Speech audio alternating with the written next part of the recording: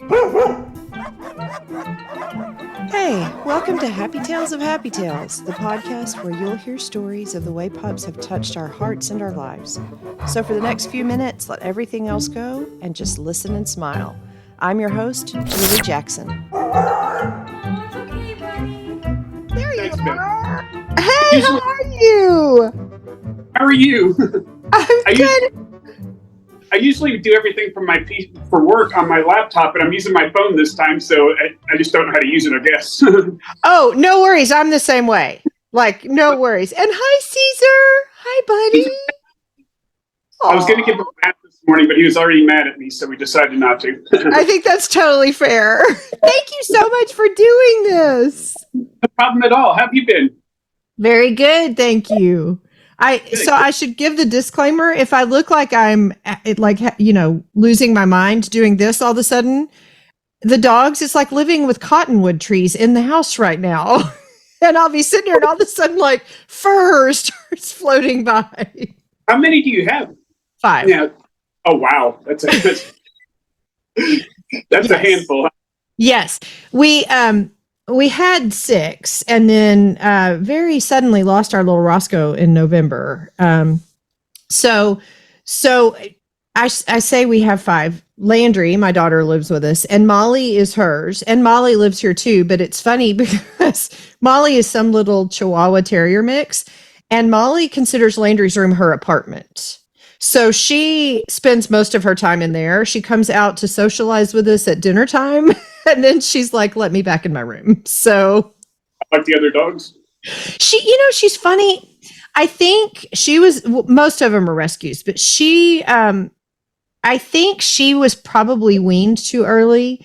And bless her heart, she doesn't know how to dog and she doesn't know how to people. Like she just is that awkward, like social skills. And so she's really sweet. Like she's sweet and she wants to play with the other dogs so badly. And then when they reciprocate and start playing with her, her hackles go up and she attacks them.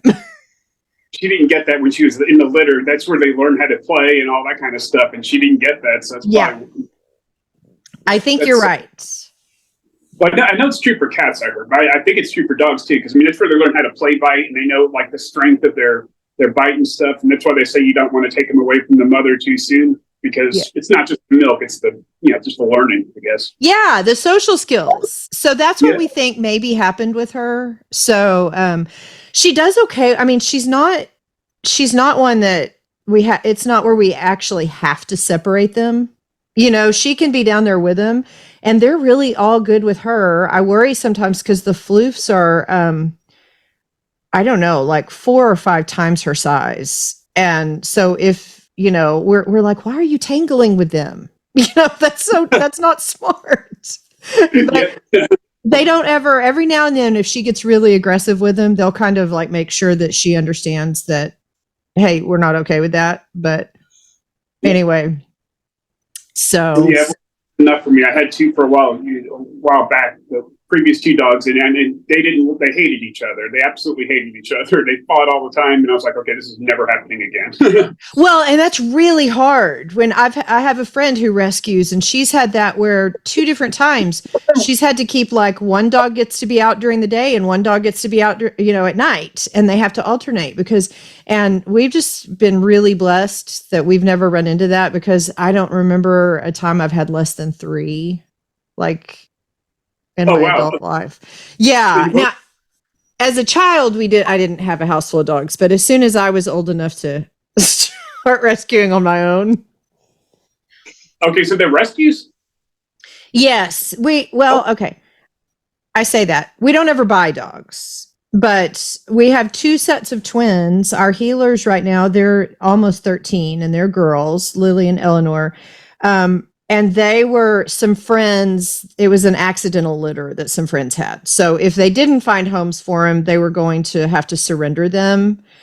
So they were not like in a horrible situation. Roscoe, our little guy, he was through the Texas Cattle Dog Rescue. And then the same thing with the floofs now, the boys, Chuck and Barney, that are the 2-year-old husky mixes. Same deal. Some friends of ours, it was an accidental pregnancy. and they were trying to find them homes, but they couldn't find homes for them. And it was one of those things where, like, the people that were interested, they didn't feel comfortable that it was for loving reasons, like they just never had anyone respond that they felt comfortable sending them with. So they were about to surrender them to the husky rescue to see if they could get them adopted out. And we had already kind of fallen in love with them, but had 4 at the time. And so Ricky, who is a reasonable human being, was like, no, we're not taking 2 husky puppies. And I was like, okay. But, I would like show pictures and I'd be like, look, he could be yours, and he's like, no. And then when he found out they were going to the shelter or the rescue, even though the husky rescue would have been a great, they're great, obviously, but he looked and he goes, well, I guess we're getting 2 puppies. And I was like, 2? Oh, he was ready to get both of them then. Yeah, well, I appreciate his heart because I felt the same way. Since they were siblings, he didn't want to separate them. But you were just trying to get one of them, and he ended up going for 2. Right? Wow. Yeah. you got the big prize. Yeah. So, well, tell me all about Caesar. So Caesar, I lost my dog Maxwell the year before, probably like a year or something before that. And I wasn't sure if I was going to get another dog. And I seen some Boston Terriers and absolutely loved them. And so I started to look for them, and I couldn't find any breeders in the area. So I called the Boston Terrier Society of North Texas, and they hooked me up with a breeder in Louisiana, somewhere between Baton Rouge and New Orleans. And so I flew there. It was around Mardi Gras, and she wasn't sure she was going to actually sell him because she was planning on showing him. But she said, give me about 3 weeks. And he was just like maybe 6 weeks old at the time. And I saw his picture, and I'm like, I named him Caesar before I ever got him home. And I even told her that. And she says, she calls me one day. I get this message, and it's like, hi, this is Tina. She goes, Caesar wanted me to let you know. He says hello, and he wants to talk to you. And I knew that meant I was going to get him. So before I even got him, my friend Richard named him Pablo. So a lot of my friends call him Pablo, and that's where the whole Pablo shirt thing came from. But I flew there for around Mardi Gras, picked him up and flew him home. He got to fly home in first class and he got to get spoiled on the plane. He didn't go under the seat the whole time. He just sat on my lap, and it's just awesome. And so he's just been an amazing boy. He's halfway. Well, I did show him several times. He made it halfway to a champion, but he got mad at me because I kept messing up his shows because I played or I messed through the paperwork. Like every other daddy does it right. He goes, get it together, Dad. And he was already mad at me at the time because I got into a fight with his teacher in his agile class, so we couldn't go back there anymore. So, oh my gosh. So he's like, Daddy, you so embarrass me all the time. So. Oh, I love the Pablo shirt picture. So great. Was that his welcome home party? No, so they did that. It was back in 2016. I guess it was election year, and they just my friend John, I can call Irish John. He just had them all made, or he had a couple made, and then everybody saw them. They loved them, and so like we had that whole group that was there. But then people that I've gone on cruises with, they're like, "Oh, send me one," So like there's like a lot of people with both Pablo shirts, and people are like, "Who's Pablo?" That's great. That was great. Yeah. So he's a good boy though. He's all kinds of stories with him. He's a bit of a spoiled brat. He's very determined. Like his personality is very strong, and he's very like there's a place in the living room where I have to sit on the floor. I mean, my butt has to hit the floor, and otherwise we're not playing. And he doesn't consider that playing. And he will pout until I get in that position. And once, like, he'll act like I'm just like he's calling PETA and stuff. He's got like Sarah McLachlan playing in the background in the Arms of the Day. Until I sit. And then once I sit there, he's up and he's running around and he's playing. It's crazy. I'm like, I'm getting too old for that though. Yeah, isn't it amazing how adept they are at training people? Yeah, very much so. Yes, he's got a certain way when he wants to eat. He's very picky about his food, and if I don't prepare it right, it gets sent back. So how does he want it prepared?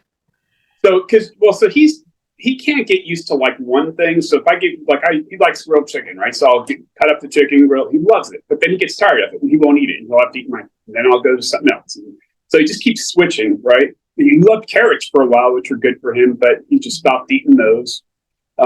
He was on a raw diet, and I had to stop that because it's just nasty. I mean, it's good for the dog. For me, just having it in a bowl with all the, because it's raw, and if he didn't eat it right away, I just couldn't. And just touching it was nasty. Yeah. So so he eats. I cook it for him now, and if it's like a chuck steak or something, I won't cook it. Like I'll just slice that up for him and just give him a little bit at a time because it's not very like nasty like chicken is. It's not slimy. But yeah, so he pretty much eats it. He always has to have my food. So if we're at a restaurant, like I've sat on the patio, I'll order something and I'll order him a piece of chicken. The same thing I'm having. He won't eat his, so I'll have to eat mine. And unless I put it on if I don't have it on, like if I took his chicken, put it on my plate and started feeding him that, he's totally good with it. Oh, so he's smart. Oh yeah. He's smart.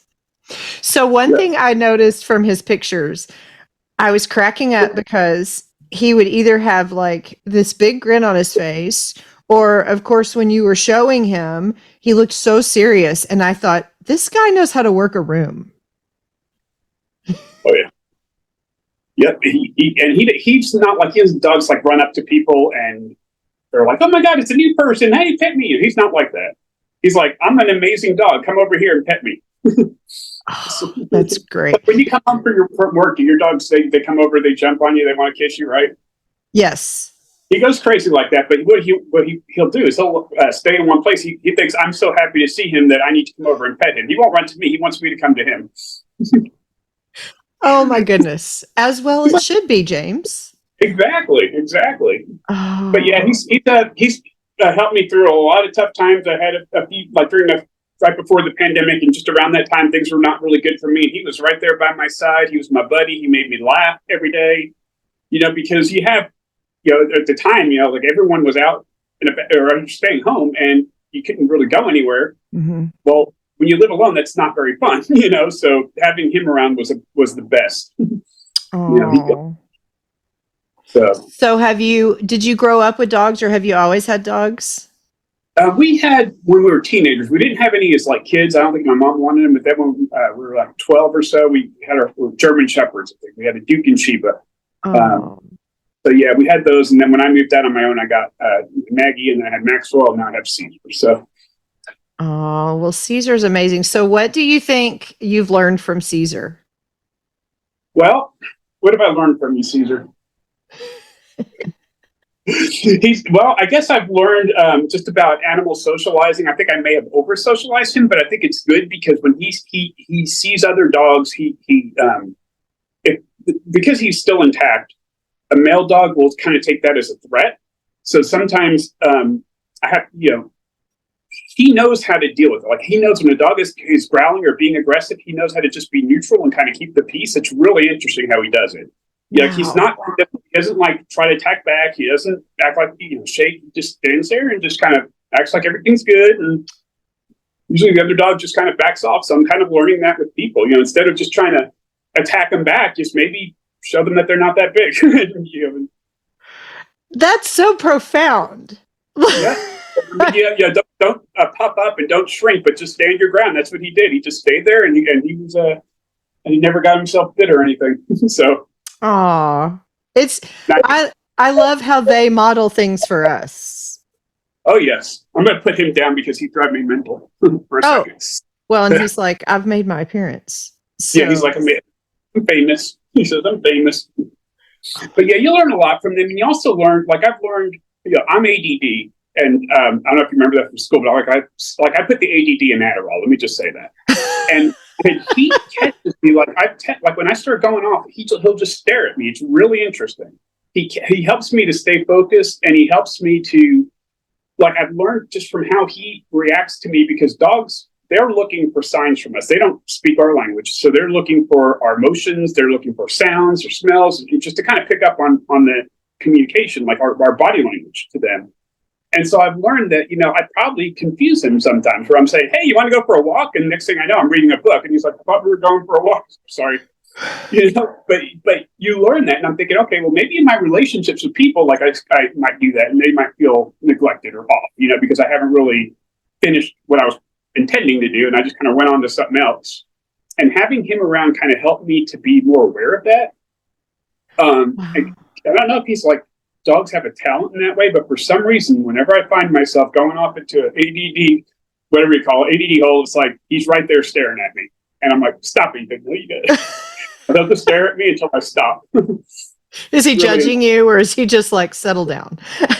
He would judge me regardless. You know, just... Right. Yeah, that's funny because, of course, we have multiple personalities. You know, they're also different. There's a lot of things that I think all of them are unconditional, but as far as just the way they accept us and love us, but their personalities are always so unique. And it's funny because we always have, we have one personality at least that she'll look at, like, you're being judged. You just know that. Do they always want to play, like constantly want to play? It's funny, the dynamic. The boys, Chuck and Barney, they're still young too, but they go hard. Like they will just play, and then they're exhausted. And then and then that sometimes that'll last them the whole day. So they may go hard for like 20, 30 minutes. And then it's funny because sometimes they try to play with the healers who are the senior girls. Okay. And Lily in particular, Lily and Eleanor are both from the same litter, but Lily, bless her heart, she's totally blind now. And both of them have benign tumors, but Lily's is on her belly and it's really large, like really big. So I know it causes her discomfort if she has to sit and lay just so that it's not putting pressure or whatever. And so sometimes we especially worry that when they start trying to play rough, and they'll try to play with her, but it's funny because even like having that and being blind and everything, sometimes all of a sudden we look and she's like jumping, and she's wanting to play with them too. And then she'll kind of put them in their place like, okay, I'm done. And so for her, it may last 3 minutes, but she'll even sometimes, and the boys really want to play with the girls sometimes just because I think that's their nature. And the girls will indulge them for a little bit. And then they're like, yeah, we're done. We're out of here. So. Okay. Well, see, the beauty of having other dogs is they play with each other. This one, he'll walk up to me. I've been doing painting or in my condo, and he'll just come up with his toy, and it's so cute. He's got that like, let's play, and I'm like, I have to put my stuff down and play with him because it's just so cute. And he'll walk up to me with his little toy all the time, just wanting to play. I'll be working, and he has his little bed under my desk, and so I work from home, so he'll sleep down there. But then every now and then he'll just start getting like really antsy. We'll walk in the morning and then at noon. But then while I'm on conference calls, he sees me here. I'm home. I'm talking, but I'm not paying any attention to him, and he doesn't get that. Oh, so. Right. I have a few days that I work from home, and Lily now, especially being blind, she'll hear me on the phone. And when she does, sometimes she'll walk up and start barking. Like, who are you talking to? Why aren't you talking to me? You're home and you're talking. It should be to me. Yeah. Like, who else could that be? There couldn't be people on that phone. Where's those voices coming from? Yes. And there couldn't be anyone that matters more than me. And right, kind of right. Absolutely true. I have some dear friends, a lot of good people in my life, but there's nothing like the love of a dog. There's just nothing like it. That's so true. That's so true. Well, and thinking about you saying how you'll be doing something and he comes up with his little toy or whatever, whatever it is you're doing, it'll still be there, so I love the fact that you recognize that and you're like, let's play, because trust me, it's still there now. I still haven't finished. You know what? It'll be there. It'll be there. It's true because you only get the dog for a short time, and then you want to love him all. In the face is just like he's sitting here staring at me. He's got his toy right now, sitting on his little stool to get up on the bed. And he's looking at me. Oh, you're talking about yes, exactly how this one. So Lily and Eleanor, they're so consistent and so loyal. They're laying right here at my feet right now. They're both. And they're sacked out. I would be willing to bet that Chuck and Barney right now are laying right outside that door, also sacked out. But if I close that door, then that would totally not be acceptable. And right before we started, Chuck was in the seat next to me. He was like, let's go. So yes, I've never been, I've missed an opportunity because with all the dogs I've had in my life, I've never been one to really learn how to train them. I mean, we learn manners. It's not okay for them to not have manners, but for the most part, I should probably qualify that too. but, um, but as far as, like being really good about sit and stay and recall and all that, they know basics, but they think they're optional. And so I always kind of laugh because I'm like, you'd think that I would be really good at training dogs, but I just never learned how to do that. But I have never been owned by a dog that was not an expert people trainer. Exactly. Have you heard of the clicker training? I have. I've never done it. Have you done it? Yeah, that's how I trained Caesar with clicker training, and so like that's how he learned all his tricks. And he learned, like I learned, he learned to stay away from the Christmas tree because I just put the skirt hooks. He just pulled it. He just had it. I swear, sometimes if he thinks he's a cat, I think this dog. He just tried to jump from his thing onto the ledge of the window and went right down. I'm like, okay, failure to launch. Exactly. I'm like, really, Caesar? But yeah, so the clicker training really taught him, like, what I did with the tree is I didn't put the tree up. I just had the skirt down and just the stem of it. And I would walk over there with him, and then I would click as long as he didn't cross over onto to the tree skirt. And that he stayed away from it, never went near it. He was just a little puppy. And okay. So, yeah, it works. But you have to click and treat. And I think with his tricks, though, you have to treat, like if I don't have a treat in my hand, he ain't gonna do it. Oh, okay. Right.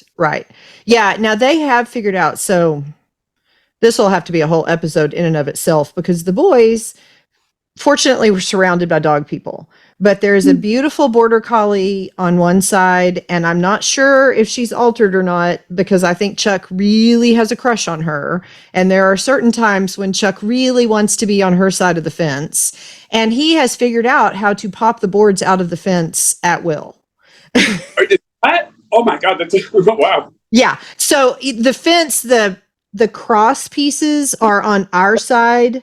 So there's nothing on that side to prevent it. And the fences are old enough that, those little nails they used were not floof proof. And so when he's determined, he just, because they're like this, he just pops them out. And then on the other side, it's two boys, and they like to play like nasty, vicious with each other, but Chuck also knows how to pop the boards out. So he's gotten in their yard multiple times. And once they're in the yard together, they're best buddies. Like they act completely vicious when the fence is between them. But once they get together, they just romp and play. But whenever we see them going up against the fence, we have to get him in pretty quickly because we know that if we don't, he could bust right through. And so we would treat them. And then we got where sometimes we wouldn't treat them so that we don't always have to have the treats. And now sometimes if we're really desperate, we just slam the cabinet in the kitchen that the treats are in. And when he hears the door slam, they come running in. So there's some things they know, but. Yeah, see, my dad, when we had our dogs, he thought that he could like talk to him, argue with them. And I'm like, Dad, they don't have a clue what you're saying. I mean, you can't punish a dog. A dog doesn't realize that he's in timeout because he did something wrong. A dog just knows you're putting him in a room, right? They don't. Yeah, when we come home and he's chewed something up, we know the look on his face. I'm like, that's because they know the fact that when there's a mess here and you come home, they're going to get in trouble. It's not that you're guilty. I don't think. I think it's just because they know that in this situation, this is what happens. And so if they shore up a couch, they see you come home. Oh, yeah. Look what I did. Yeah. Yeah, exactly. This one, I think he chewed a shoe. Like he started chewing on a shoe and brought it to me, put it down and turned himself in. And that was the only thing he ever chewed the whole time he was a puppy. Bless his heart. Well, okay. I think there's about to be some floof shenanigans. They're awake now. Park. He's normally at the park now, and it's beautiful outside. It looks like. Well, hey, I'm going to let y'all go hit the park, but I cannot tell you how much this has been so great, and I appreciate your time so much. Yes, definitely. I enjoyed speaking with you as well, and so I'll look forward to talking to you again. Yeah. Oh, thank you so much for joining me today. I know that you are busy, and I really appreciate that you chose to spend some of your time with me. So let's do a little bit of bookkeeping before we head out. If you enjoy this and you would like to receive the episodes automatically without having to seek them out, then in your podcatcher, follow or subscribe. And that way, every time an episode drops, it'll show up for you and you'll know that it's there. Makes it super easy. You don't have to think about it. Please go visit the website. It's really cute. It's got puppy pictures. Also, I've got a free gift for you over there if you will go check it out. And if you would like to message me, if you have any suggestions, specific pup stories you want to hear, or even better, if you want to share a story, you can message me right there from the website. That's the best way to get to me for that. Check us out on all the different socials, Facebook, Instagram, Twitter, LinkedIn, all of them. That's where you'll see pictures of the pups that we talk about each week. Also just other fun pup things. I'm going to put episodes on YouTube as well. Sometimes the episodes are recorded via Zoom, and so there's video. A lot of times it's just us talking, but every now and then there are some fun cameos from puppies or there's shenanigans in the background, and you can catch all that on YouTube. If you want to help me out, if you would leave a positive review and share the podcast, that would be fantastic. I would be really grateful. And once again, if you want to help me out, I would love to share your story. So please hit me up and let's schedule a time that we can talk. Some people have shared their stories in writing. Some people have gotten on the phone and done a chat with me. So we can do whatever you are most comfortable with. Finally, do not forget that you are as great as your dog thinks you are, and go smooch your pooch. Thanks, y'all.